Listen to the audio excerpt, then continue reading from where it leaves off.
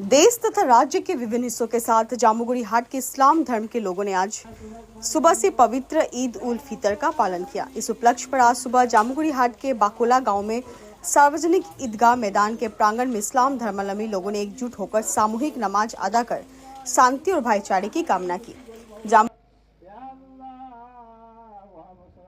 मैं आपनलोकर चेनेलলৈ आंतरिक श्रद्धा जनाइছোঁ और आपनलोकर चेनेलर जरियते समूह असमबासीলৈ ईद मुबारक ज्ञापन करिছোঁ। আজি आमार इस्लाम धर्मीय लोकर বাবে महान एटा पवित्र दिन, आनंदर दिन।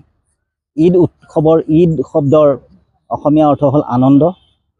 आमी विगत एटा माह रातिपुৱাৰ পৰা रातिपुৱা 4টা বজাৰ পৰা সন্ধিয়া 5:30 বজালৈকে অনাহাৰে থাকি আল্লাহৰ উপাসনা কৰিছিলোঁ, যাতে আমি লোভ মোহ কাম ক্ৰোধ মদ মাৎসৰ্য সকলো পৰিহাৰ কৰি সংযমতাৰ জৰিয়তে আল্লাহৰ উপাসনা কৰি আমি যাতে বিশ্ব শান্তিৰ বাবে দোৱা আগবঢ়াব পাৰোঁ, প্ৰাৰ্থনা আগবঢ়াব পাৰোঁ।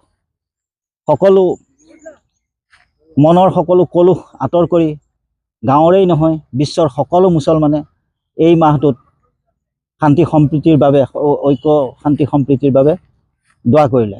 তাৰ পাছত আল্লাহ পাকে আমাক এটা মহান আনন্দৰ দিন দিলে। আজিৰ দিনটো ঈদ উল ফিতৰৰ দিন আৰু এই দিনটোত আমি বাকুলা গাঁৱৰ সমূহ ৰাইজ একত্ৰিত হৈ ইয়াত এই ঈদগাহত নামাজ আদায় কৰিলোঁ। সকলোৱে কাৰোবাৰ মনৰ কলুষ যদি আছিল, কাৰোবাৰ যদি হাই কাজি আছিল, আজি সকলো মনৰ পৰা আঁতৰাই সকলোৱে হাতে হাত মিলাই বুকুত বুকু মিলাই সকলো এক হ'ল। আৰু আমি এই বিহুৰ দৰে বিহুত যেনেকৈ আনন্দ উপভোগ কৰা হয়, জা জলপান খোৱা হয়, এই নামাজৰ পাছতেই এতিয়া সেইখিনি পৰ্ব চলিব। সকলোৱে ঘৰে ঘৰে জা জলপান খোৱা আৰম্ভ হ'ব।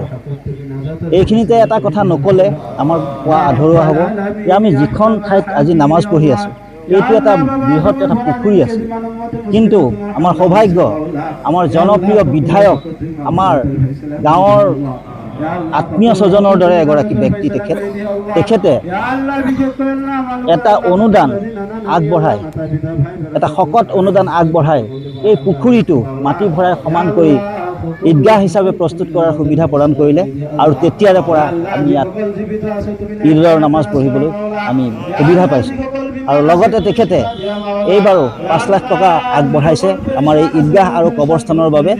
আৰু এই 5 লাখ টকাৰে আমি গোটেই কবৰস্থান আৰু ঈদগাহ দিনে ৰাতিয়ে পোহৰ কৰি ৰাখিবৰ বাবে আমি ষ্ট্ৰীট লাইটৰ ব্যৱস্থা কৰিছোঁ। আৰু ইয়াৰ পাছত